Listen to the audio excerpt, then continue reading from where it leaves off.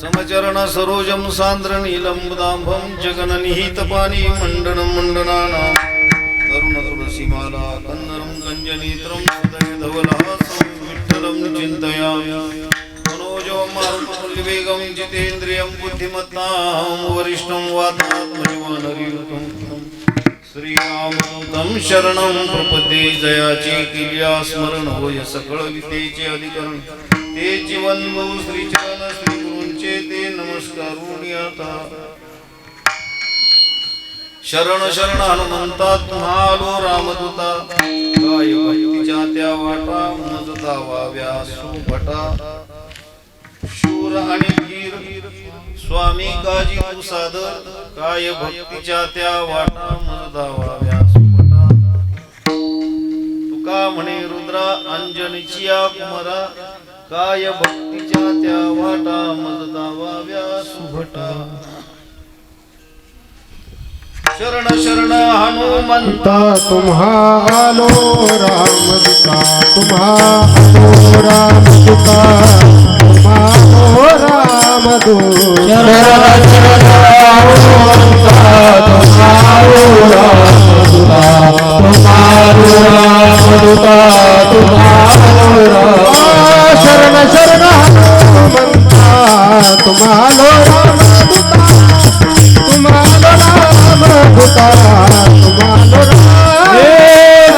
रामदूता तुम्हालो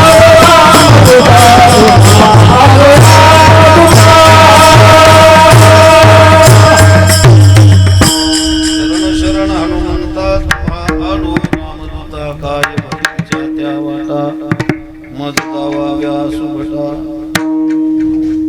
सेवेकरता निवडलेला अभंग श्रीमंत श्री जगद्गुरु तुकोबरायांचा पाटोदा नगरीच्या पुण्याईने समस्त भाविकांच्या पंचक्रोशीतील असणाऱ्या सर्व भाविक भक्तांच्या पुण्याईचा हा मोठा ठेवा आहे. प्रत्येक वस्तीवरती ग्रामदैवत म्हणून हनुमंतरायाची पुनर्पुनः प्रतिष्ठापना आपण ठिकठिकाणी करत आलो. तसं आज या ठिकाणी लवळ वस्तीवरती सर्व भाविक भक्तांच्या तनमनधनाच्या सहकार्याने हनुमंतरायाचं मंदिराची भव्य वास्तू आणि सुंदर अशा प्रकारची वास्तू या ठिकाणी उभारण्यात आली आणि तुम्हा सर्वांच्या अथक प्रयत्नाने हनुमंतरायाचं सगुण साकार स्वरूप अशा प्रकारचं या ठिकाणी हनुमंतरायांनी धारण केलं आणि मूर्त स्वरूपाने आपण या ठिकाणी त्यांची आज प्राण प्रतिष्ठापना केलेली आहे.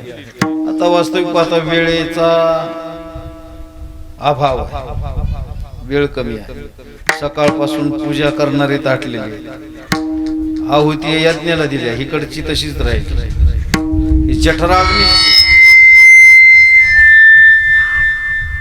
जठराग्नीची आहुती तशीच राहिली आणि सगळ्यात महत्वाची आहुती असेल तर जठराग्नीची. ओम प्राणाय स्वाहा अपानाय स्वाहा प्राणाय स्वाहा पूर्ण ब्रह्माय स्वाहा हे सगळं आहे, परंतु शेवटी उदराय स्वाहा आहे ना. हा जठराग्नी शांत करण्याकरता म्हणूनच ती आहुती दिली जाते. दर दिवस एकदा दोनदा तीनदा, काहीला अनलिमिटेड, काही लिमिट मध्ये आहुती देतात, काहीला अनलिमिट आहे, तोंडच बंद नाही, सारखी चालूच आहे. स्वाहा स्वाहा पोटाने खातो, शांताने खातो, ते बंदच नाही. ही स्वाहा आहुती आहे. असं आजचा हा दिवस अत्यंत महत्वाचा आहे. चिंतन खूप चांगल्या प्रकारचं करण्यासारखं असतं, परंतु वेळेच्या अभावी आपण अगदी थोड्या वेळामध्ये याचं चिंतन करणार आहोत. शरण शरण हनुमंता तुम्हालो रामदूता सर्वांच्या परिचित पाठातला अभंग आहे आणि तुकोबरायांनी शरणागती केलेली हनुमंतराया पुढे का केली त्याचं कारण आहे. डबल दुरुक्ती केलेली शरणागतीची, आदरात दुरुक्ती असं काय म्हणायचं, आदर करायचा असल्यावर पुन्हा पुन्हा म्हणावं लागतं. जसं आदर करायचं म्हणल्यावर तुम्हाला पुन्हा पुन्हा म्हणावं लागलं, पुढे येऊन बसा, पुढे येऊन बसा. हे आदर आहे की नाही? एकदा सांगितलं तर ऐकता येतं, परंतु एकदा सांगितल्यावर सुद्धा पुन्हा पुन्हा सांगावं लागतं. याचा अर्थ आहे आपला आदर आहे. विठ्ठल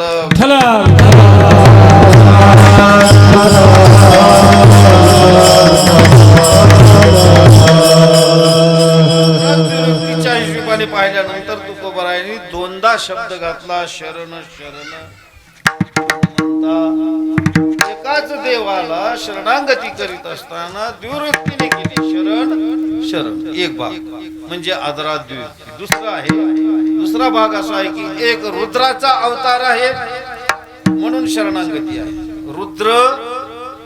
रुद्राक्रावा अवतार करी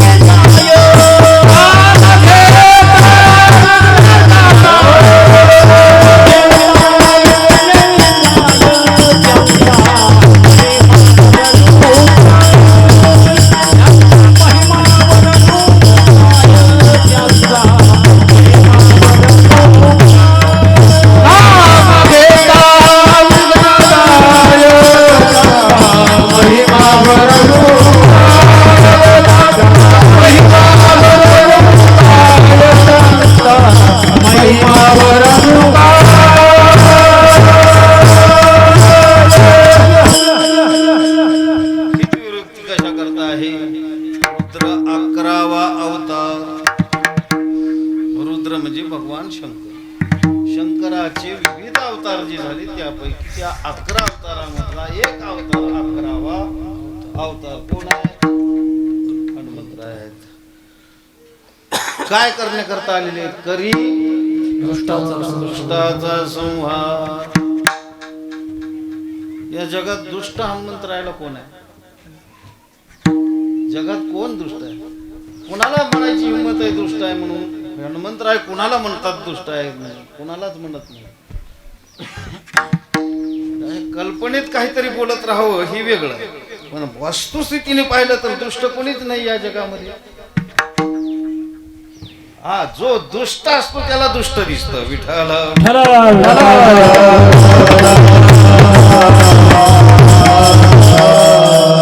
आपण स्वतः वाईट त्याला वाईट दिसणार, कारण त्याचा चष्मा बदललेला आहे.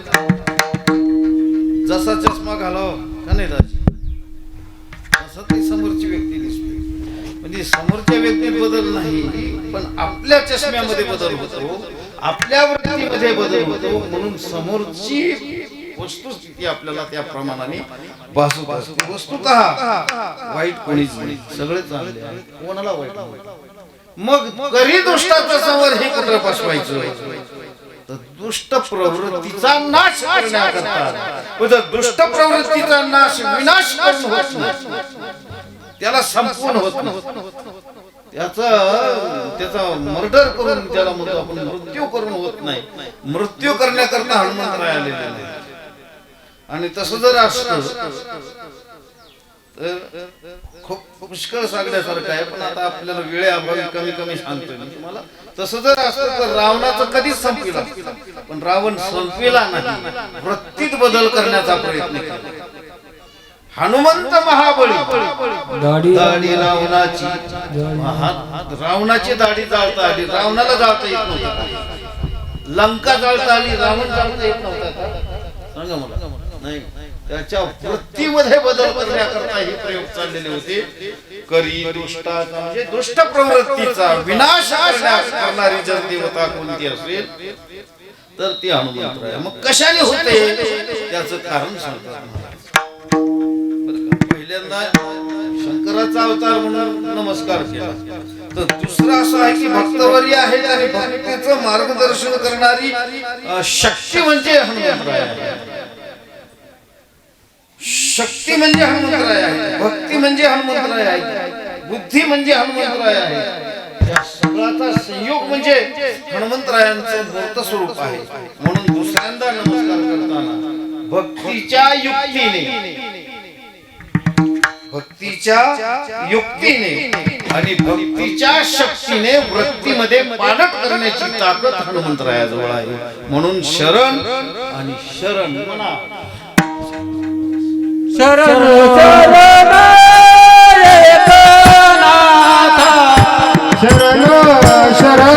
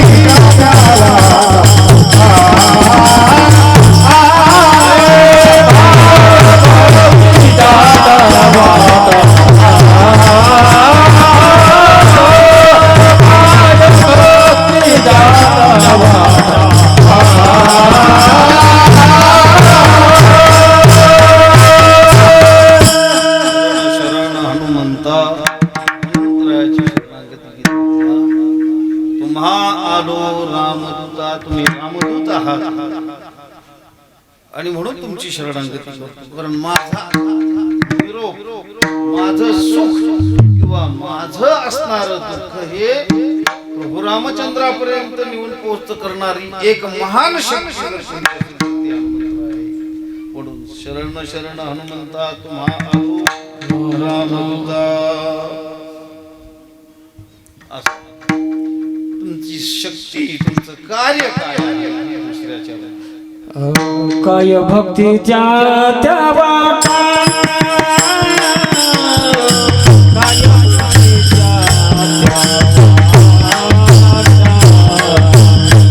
भक्तीच्या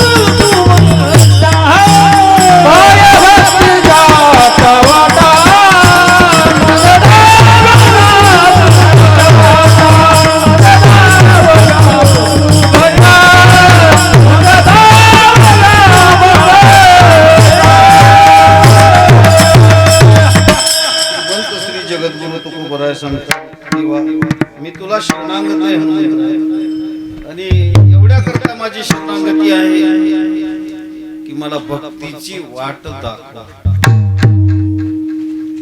भक्तीची अचूक वाट दाखवणारे कोण आहेत तर हनुमंतराय आहेत. अखंड भक्ती आणि अचूक भक्ती कशी असावी हे जर शिकायचं असेल तर हनुमंतरायाची सेवा करा. दास्यत्वाने कंठ हनुमंत पैकी म्हणून तुझे केले रामचरण.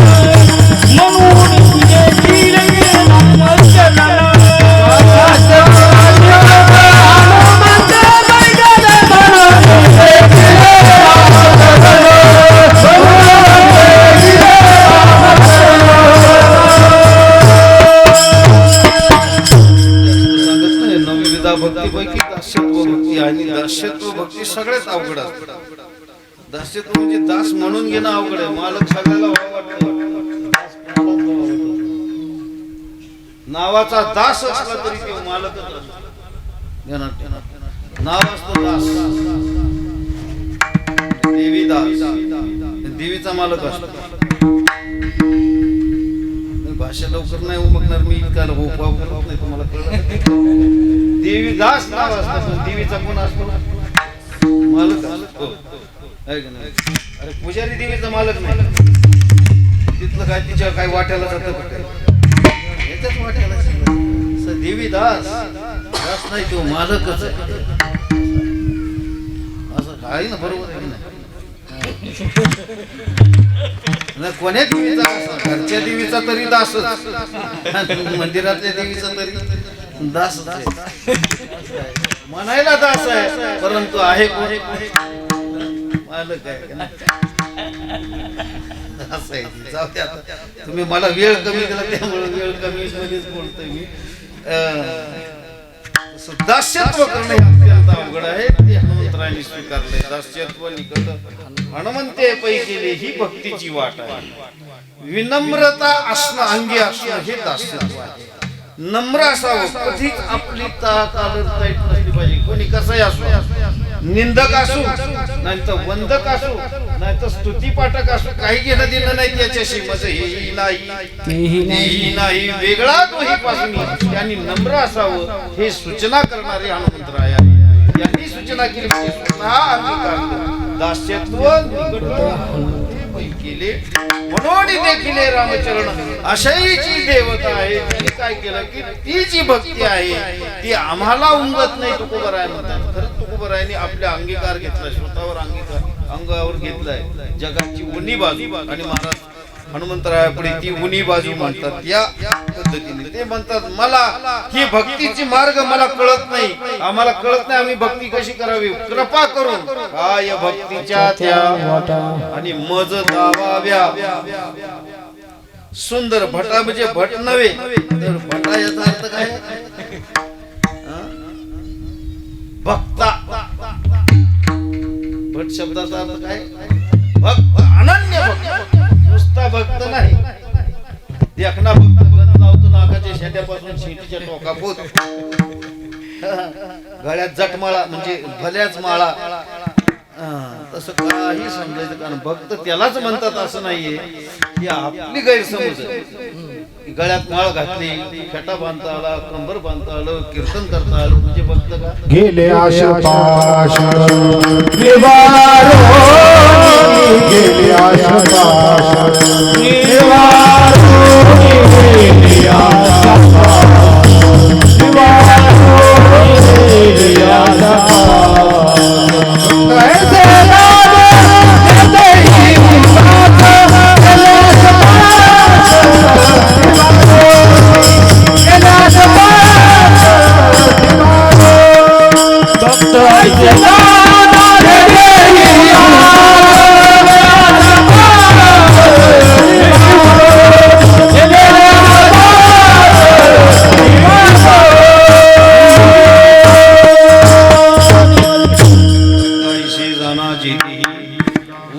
देहावरती उदासीनता अवस्था झाली म्हणजे काय कपडे काढून फिरणं त्याला येडं म्हणतात.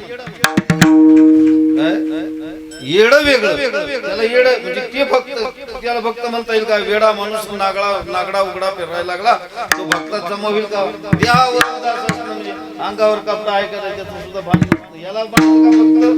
याला भक्त म्हणत नाही तो वेडा ठरेल.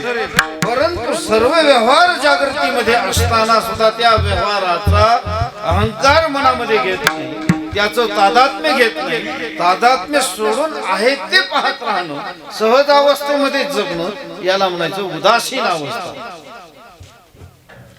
सहज मी आंधळा गा निज निराकार सहज मी हा नम्र झाला भूता तिने कोंडली म्हणजे नम्र म्हणजे अशी अवस्था आहे की अत्यंत लीन अवस्था. त्याला त्या देहाचं भान नसलं पाहिजे. मी महाराज आहे मी कसा कुणाच्या पाया पडू पाया घ्या मी ब्राह्मण आहे मी कुणाच्या पाया कसा पडू पाया नव्हे. ह्या सगळ्या गोष्टी पचवता आल्या पाहिजे आणि त्या बळजबरीने नव्हे तर सहज त्या सहज स्वीकारत झाल्या पाहिजेत. आटापिटा करून नव्हे किंवा लोकाला दाखवण्याकरता म्हणून सुद्धा नव्हे. लक्षात घ्या दाखवण्याकरता नाही उगा म्हणायचं मला त्यांनी मानावं म्हणून मी त्याच्या पाया पडतो वाया काही उपयोग नाही. मानणं न मानणं हे तर शरणागती अशी नसते. तर शरणागतीचा विषयच असा वेगळा आहे की आता जसं समजे जे जे देखीचे भूत ते मानिजे भगवंत हा भक्तियोग निश्चित जाण माझा ज्ञानोबारायांनी वर्णन केलेलं आहे. सर्व धर्मान परित्यज्य माम एकम शरणं अशी जी धारणा आहे त्याला जे काय म्हणले तुम्ही नम्र झाला भूता ती जी नम्रता आहे ही नम्रता सहज असली पाहिजे.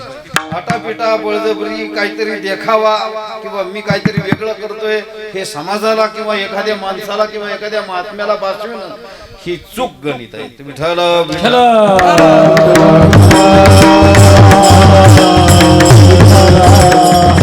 भक्तीच्या त्या वाटा नवविधा भक्ती आहे.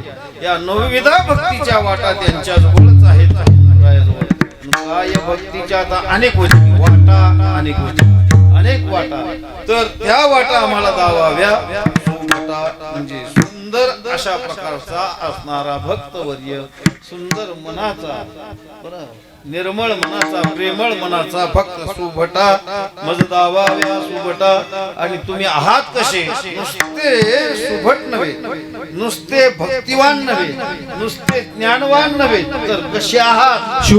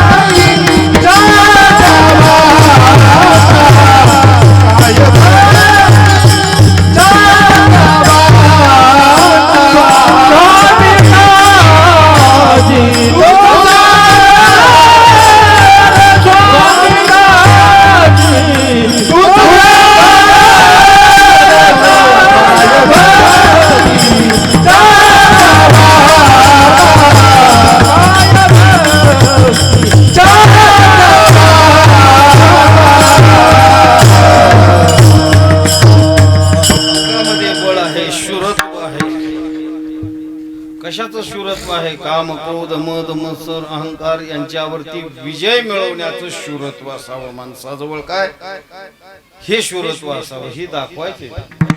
शूर ह्याच्यामध्ये आहे.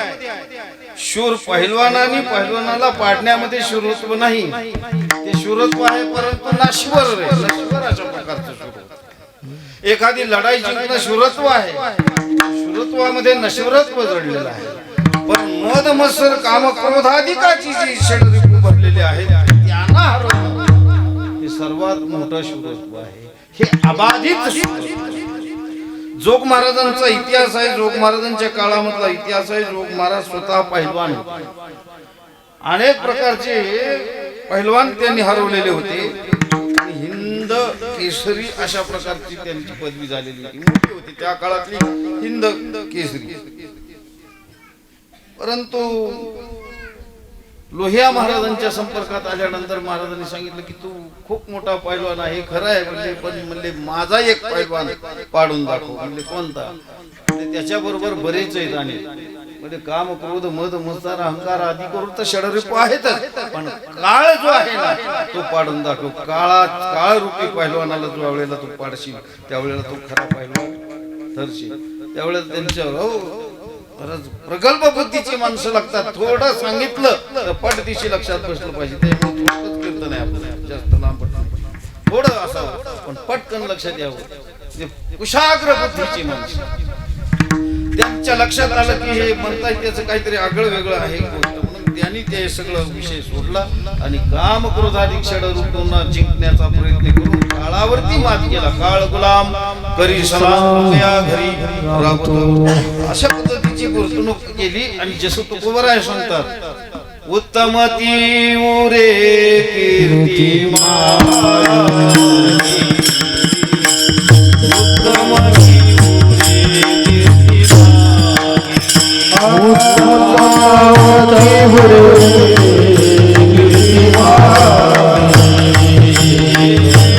उत्तमती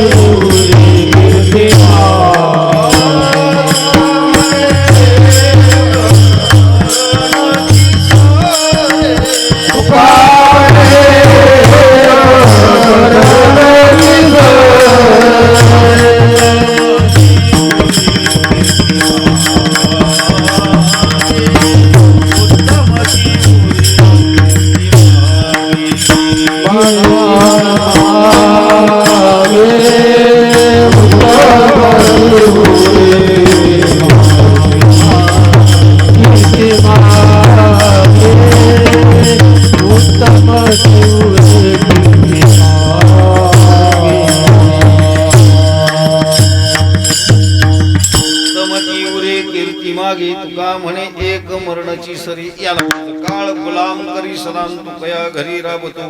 तुकोबरायला 300 वर्ष होऊन गेली, ज्ञानोबरायांना 750 वर्ष होऊन गेली, तरी आजही ज्ञानोबरायांचं स्मरण आहे, व्यासांचं स्मरण आहे, आद्य जगद्गुरु शंकराचार्यांचं.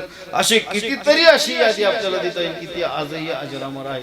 गेले दिगंबर एवढंच नाही बरं का, हे गेले तरी नुसते गेले म्हणजे त्यांचं स्मरण आहे असं नाही, तर प्रेमपूर्वक स्मरण आहे. वेळ द्यायचा का, मी 5 वाजता तर कीर्तन करतो, चलून दे, मला काय अडचण नाही. प्रमाण बरोबर आहे. गेले दिगंबर ईश्वर विभूती राहिलं, पण आपल्याला वेळ कमी राहिल्यामुळं ते विभूती गेल्यावर आपलीच विभूती होईल. हो नाही ना. तर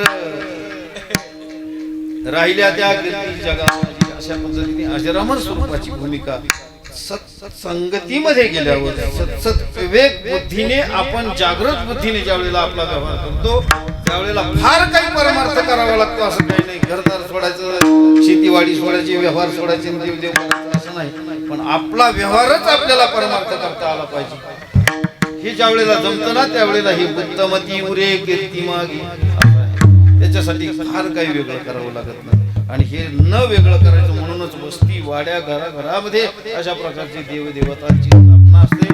जेव्हा घरामध्ये देवघर असतं कशासाठी, बाहेर जर आपण आलो तर मंदिर आहे कशासाठी आहे, तर हे सार्वजनिक प्रार्थनेचं ठिकाण आहे. जिथे सार्वजनिक प्रार्थना केली जाते तिथे देवाला ऐकावं लागतं. काय करावं लागतं? ऐकावं लागतं. सार्वजनिकामध्ये ऐकावं. सरकारला आता ऐकावं लागलं का नाही,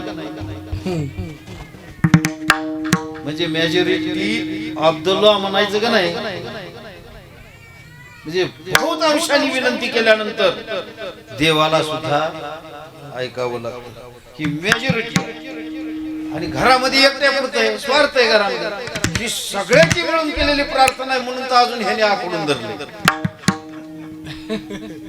कोणी नाही तर तुम्ही काय बसायला, मी तरी काय उभा राहिला. ही सगळ्याची प्रार्थना तिथे पोहोचलेली म्हणून त्याने आतापर्यंत थांबलंय. आणि त्याने थांबलं म्हणजे मी कवर वाती वळावत असं त्याचा विठ्ठला विठ्ठला विठ्ठला.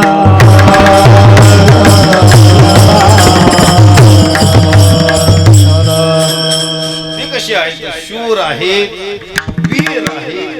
शूर आणि वीर स्वामी काजी तू सादर. हाक मारल्याबरोबर हाक मारायची सुद्धा वेळ येत नाही, इतकी क्षमता आहे त्यांच्याजवळ. आपल्या स्वामीला काय पाहिजे हे कळायच्या अगोदर, बोलवायच्या अगोदर तिथे.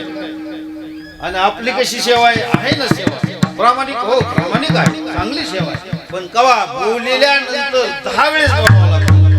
या शिवाजी महाराज कीर्तन आहे, या शिवाजी महाराज कीर्तन. शिवाजी महाराज आलो आलो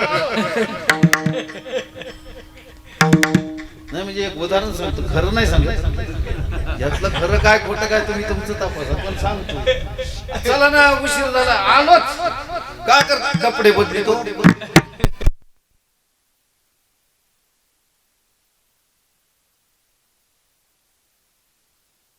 आहे त्याची पूजा अर्चा केली म्हणजे सर्वांना प्राप्त होती. त्यामुळे जुने जे आहेत त्यांनीच आपल्याला ही मार्ग दिलेला आहे. परंतु आता त्याचं काय झालेलं आहे, ते तेज उतरून आपण कशामध्ये, त्या मूर्त स्वरूपामध्ये, आकाराच्या स्वरूपामध्ये आपण त्यांना ती तेज ओतलं म्हणजे तीच अवस्था, तीच मूर्ती ही आहे. त्याच्यात बदल नाही. आता उरलं काय शिल्लक खाली, काहीच नाही, नाही का. ते पंचमहाभूतातलं एक तत्व राहिलं म्हणजे जडत्व, मग ते पाण्यामध्ये विसर्जित करायचं असतं. असा एकंदरीत वायदा आहे. म्हणून शूर आणि धीर स्वामी गाजी तू सादर गाय भक्तीच्या त्या वाटा मददा वाव्या सुभट. म्हणजे असे जे आहेत ते कोणाचे कोण आहे.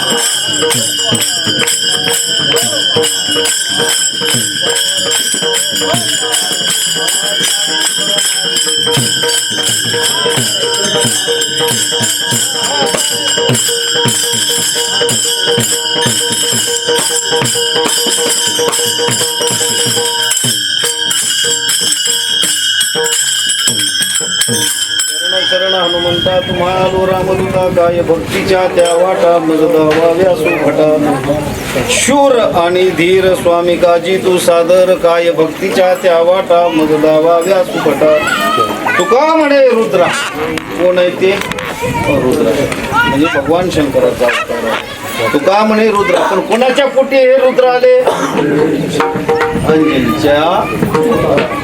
अंजनेच्या तपासाठी महारुद्र आले पोटी अशा आहे. जन्माचे आपण बघा हनुमंत आता हनुमान जन्म करावा लागतो रोजचं पाणी देवाला घातलं गेलं पाहिजे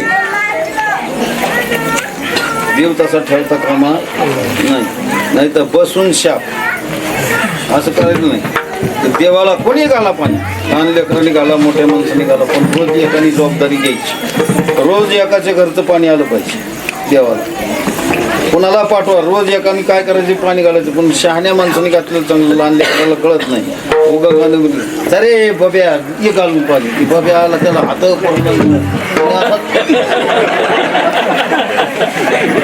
नाही झालं पाहिजे रस्त्यावरच फेकाय बसलाय काय करायचं हातात पुरत नाही तसं नाही शहाण्या माणसाने एकाने जबाबदारी घ्यायची आणि ज्याचे लग्न झाले नाही त्यांनी घातल्यावर तर त्याला लवकर पावत कुठे नाही सांगत करून बघा आणि हा म्हणा नाही तुम्हाला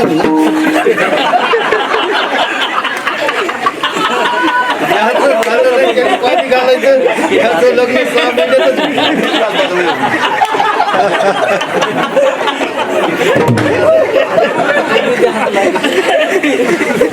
भावच जाऊ दे भाग पडा पण अगदी खरं आहे जशी आपण सेवा करू ना हे दाबण असल्यामुळं कुठल्या गोष्टीला पावर कधी असली जोश ज्याला आपण म्हणतो जोश सुरुवातीलाच असतो म्हातारं झाल्यावर जोश नाही ना आता तरणा ताटा जोश आहे त्याच्यामध्ये आशीर्वाद देण्याचा आपलं कार्य सिद्ध करण्याचा म्हणून त्याची सेवा केली पाहिजे याचा अर्थ असा नाही की बा त्याचा जोश कमी नाही होऊ द्यायचं काय त्याची ताकद कमी नाही झाली पाहिजे म्हणून त्याची रोजची रोज दिवा लागला पाहिजे त्याला रोज पाणी घातलं पाहिजे आणि चांगलं कार्य त्याच्यामध्ये त्या मंदिरात बसून कमीत कमी कुणी ना कुणी का होईना हनुमान चालीसाचा एक पाठ करायचा बसून आज या घराने केला उद्या त्या घराने करायचा उद्या त्या घराने आपल्याजवळ काही कमी माणसं आहेत का रोज एकाने यायचं एक पाठ करायचा पोरांनी कोणते बी पोरांनी चांगलं ज्याला वाचता येतं त्यांनी बसायचं पाठ करायचं बसून समोर बघा काय परिणाम आहे त्याचे खूप चांगले परिणाम आपल्याला पाहायला भेटतील आणि हे आशीर्वाद देण्याकरताच आपल्याकडे मूर्त स्वरूपाने आलेले आहेत सगळ्याचं कल्याण अशा प्रकारचं करण्याकरता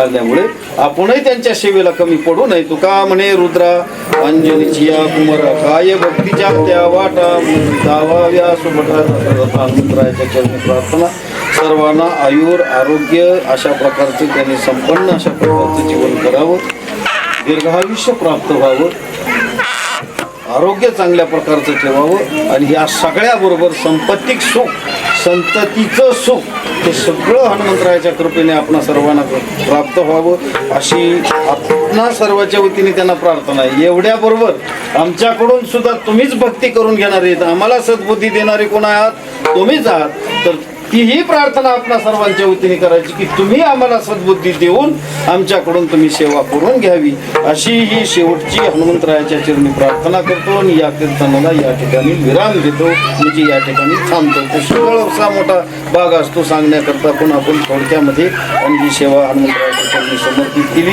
अशीच आपणाला चांगल्या प्रकारची सद्बुद्धी हो ही आपणा सर्वांच्या चरणी पुन्हा एकदा विनंती दुसरी अशी विनंती आहे की आता आपण केलं हे अर्ध्यापर्यंत काम केलं कुठपर्यंत अर्ध्यापर्यंत देवळाच्या कामा कळस आणि परमगंगेशी सिंधू प्रवेश सिंधू म्हणजे सागर नदी कुठपर्यंत धावते सागरापर्यंत सागराच्या पुढे ती समुद्र रूप होते तसं मंदिराचं काम पूर्ण झालं केव्हा होतं कळस बसल्यावर मग कळसा करता शिखर बांधण्याकरता नाही शिखर फार मोठं बांधायचं नाही 11 फुटाचं शिखर करावं जास्त मोठं करायची गरज नाही दाखवायचं आपल्याला शिखर असावं हे महत्वाचं आहे 11 फुटाचं केलं तर आपल्याला खर्चही कमी लागेल शिखर टुंबाज आणि चांगलं दिसेल 11 फुटापर्यंत शिखर बांधायचं आणि वर एक 2.5 फुटाचा कळस बसवायचा आणि कळसा करता आपल्या ज्या मुली दिलेल्या आहेत तिथून त्या मुलींनी सहकार्य करायचं कळस आणायला त्यांनी देणगी द्यायची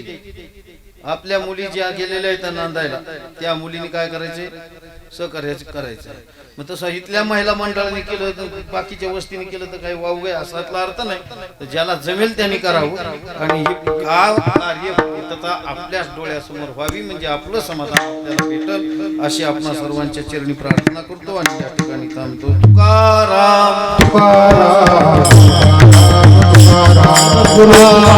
तुकाराम